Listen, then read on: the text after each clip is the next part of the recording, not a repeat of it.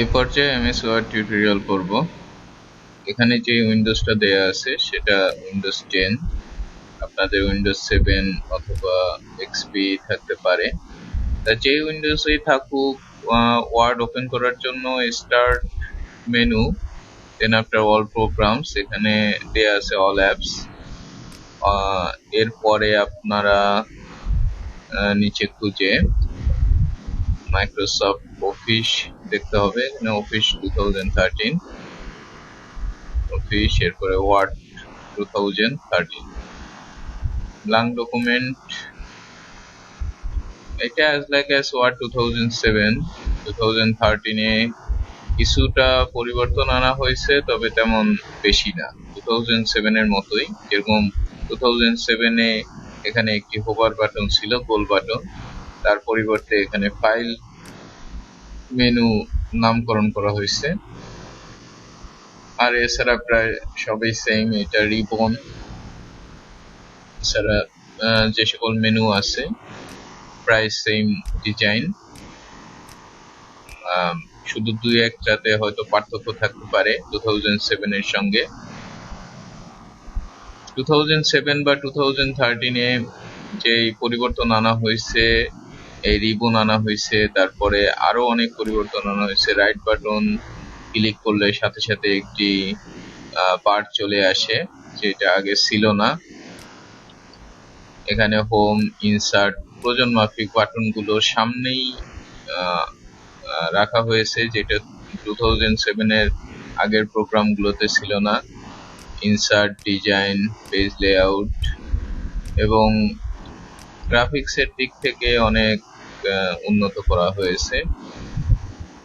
যদি একটি প্রোগ্রাম আমি লিখি 2007 এ বা 2013 এ, এরপরে সেভ করব কিভাবে? সেভ করার তিনটা পদ্ধতি। সেটা হলো, যদি কিবোর্ড কন্ট্রোলের মাধ্যমে আমরা সেভ করি তাহলে কন্ট্রোল এস চাপলে এরপরে আমার এরকম একটি মেনু আসবে এবং এখানে ব্রাউজ অথবা এখানে অন ড্রাইভ, অর্থাৎ ইন্টারনেটেও অন ড্রাইভে আপনি সেভ করে রাখতে পারেন। এছাড়া কম্পিউটারে আমি ডেস্কটপে সেভ করব, যে কোনো একটি নাম দিয়ে সেভে ক্লিক। সেই একই, অর্থাৎ কন্ট্রোল এস আপনি যে কোনো জায়গায়, যে আপনার যে প্রোগ্রামে হোক, 7 হোক বা এক্সপি হোক, কন্ট্রোল এস চাপলে সেভ হবে, অথবা কন্ট্রোল এস অথবা ফাইল থেকে সেভ অ্যাজ ডেস্কটপ নাম দিয়ে, নাম লিখে, যে কোনো নাম লিখে সেভে ক্লিক। এভাবে আপনি যে কোনো প্রোগ্রামে সেভ করতে পারবেন। এটা হলো কন্ট্রোল এস এর মাধ্যমে। আর যদি বাটনের মাধ্যমে হয়, বাটনটা এখানে দেয়া আছে উপরে ডান দিকে, বা সেভ। এই বারটাকে বলে কুইক অ্যাক্সেস টুলবার। দেখেন এখানে যখন মাউস পয়েন্টার ধরবো তখন কাস্টমাইজ কুইক অ্যাক্সেস টুলবার আসে, অর্থাৎ এটার নাম হলো কুইক অ্যাক্সেস টুলবার। এখানে ক্লিক করলে যদি আমাদের সরাসরি, যেহেতু আগের প্রোগ্রামগুলোতে নিউ, ওপেন, সেভ এই উপরেই ছিল, আমরা সেটার সঙ্গে পরিচিত, কিন্তু এখন শুধু সেভ দেখতেছি, ওপেনের কোনো বাটন আমি এখানে দেখতেছি না। তা ওপেনের বাটন কিভাবে আনা যায়? ওপেনের বাটন আনতে হলে এখানে ক্লিক করে আপনার ওপেনে ক্লিক করতে হবে, তাহলে ওপেনের বাটন চলে আসবে। এরপরে আমরা যে সকল বাটন আনতে চাই, কুইক প্রিন্ট, তাহলে কুইক প্রিন্টের বাটন চলে আসবে। যে সকল বাটন আমরা উঠাতে চাই, কুইক প্রিন্ট অথবা রিডু, এটা দেখা যাচ্ছে এই বাটনগুলো আমরা যদি টিক চিহ্ন দেই তাহলেই চলে আসবে প্রয়োজন মাফিক। তাহলে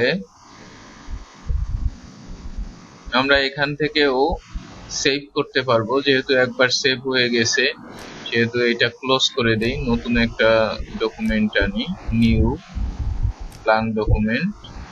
এরপরে এই সেভ বাটনে ক্লিক করি, সেভ অ্যাজ এর এই এরকম বক্স আসবে। এরপরে আমি কোথায় সেভ করতে চাই, কম্পিউটারে আমি ক্লিক করব, এরপরে ডেস্কটপ, এরপরে যে কোনো একটা নাম দিয়ে আমি সেভ করব। তাহলে এই নামে এখানে সেভ হয়ে গেল।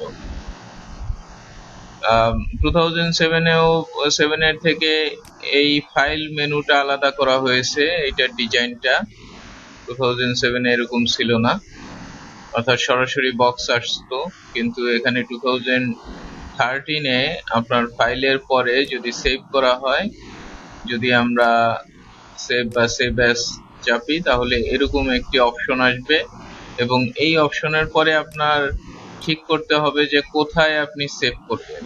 এখানে ডেস্কটপ, ডকুমেন্টস অথবা ব্রাউজ করে আপনি অন্য ড্রাইভেও আপনি সেভ করতে পারেন।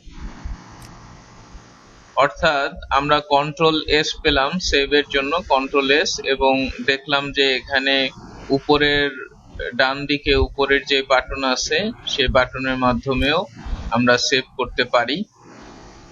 আবারও নতুন ডকুমেন্ট আনি, নিউ, ফাইল থেকে নিউ, ব্ল্যাঙ্ক ডকুমেন্ট। যদি এই বাটনে ক্লিক করি তাহলে সেভ অ্যাজ এর এই পেজটা আসবে এবং সেখান থেকে দেখাতে হবে কম্পিউটারের কোথায় আপনি সেভ করবেন। এখানে রিসেন্ট কিছু ফোল্ডার আছে, অথবা ব্রাউজ করে আমরা ভিন্ন কোনো ড্রাইভ বা ফোল্ডারে আমরা সেভ করতে পারবো। ঠিক আছে? আর এরপরে আমরা ফাইল মেনুর থেকেও তো দেখতে পাচ্ছি যে ফাইলে ক্লিক করে সেভ, সেভ অ্যাজ সকল অপশন আসে, দুটো দ্বারাই সেভ করা যায়। সেভ শুধুমাত্র প্রথমবার আপনাকে অপশন সুযোগ দিবে সেভ করার, যে প্রথমবার সেভে ক্লিক করে আমরা প্রথমে হয়তো ব্রাউজ করে আমরা অন্য ড্রাইভ দেখিয়ে দিলাম, নিউ ফোল্ডার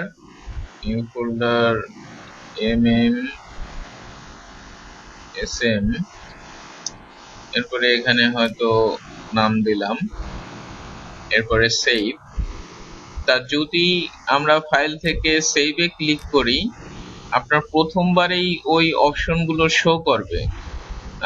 এরপরে শুধু আপনার প্রত্যেকটা কাজ শুধু সেভ হতে থাকবে। যদি কন্ট্রোল-S অথবা সেভ বাটনে আপনি ক্লিক করেন অথবা ফাইল থেকে সেভ, শুধু এই নতুন কাজগুলো সেভ হতে থাকবে, আপনাকে কোনো অপশন দেখাবে না।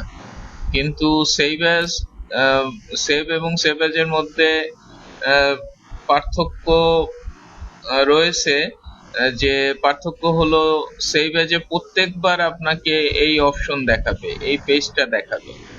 সেভ এবং সেভ অ্যাজ এর মধ্যে সেভ শুধু মাত্র প্রথমবার আপনাকে অপশন দেখাবে সেভ করার, কিন্তু সেভ অ্যাজ সকল সময়ই আপনাকে একটি নতুন নামে অথবা আপনি ওই নামেই, অর্থাৎ অন্য আরেকটা নামেও সেভ করার অপশন দেখাবে।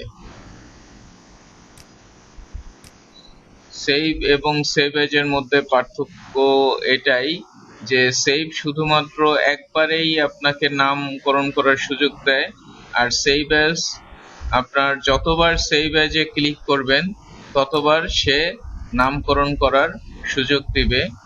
অর্থাৎ একই ফাইল আপনি ভিন্ন ভিন্ন নামে সেভ করতে পারবেন।